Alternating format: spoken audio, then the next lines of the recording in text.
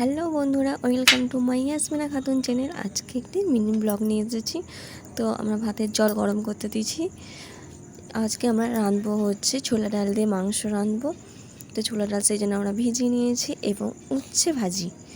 তো দেখতে পাচ্ছ উচ্ছে ভাজি এবং পেঁয়াজ কুচিয়ে রেখে দিয়েছিলাম। আমার শাশুড়ি মা সেটা কুচিয়ে দিয়েছে, বুনিয়ে দিয়েছে একে বলে।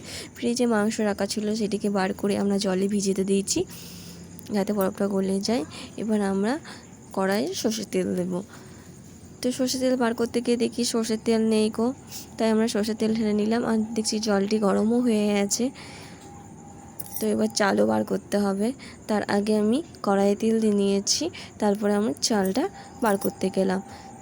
যেহেতু আমাদের একদিকে উনুনটা খুব স্লো চলে, তাই তেলটা গরম হতে প্রচুর টাইম লাগছে। ততক্ষণ আমি চালটা বার করে নিয়েছি। চালটা আমরা আজকে নিয়েছি 5 গ্লাস। আমাদের বাড়িতে লোক হচ্ছে 7 জন। আজকে 1 গ্লাস এক্সট্রাই নিয়েছি যাতে 10টার সময় খাওয়া হয় সেই জন্য। তো এবার উচ্ছে ভাজিটা করবো। আমরা যেতে যেতে দেখলাম তেল গরম হয়ে গেছে, তো এবার উচ্ছেটি দিয়ে দেব।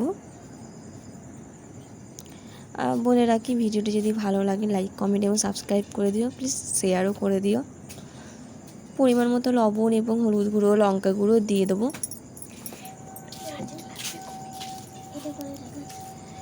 আর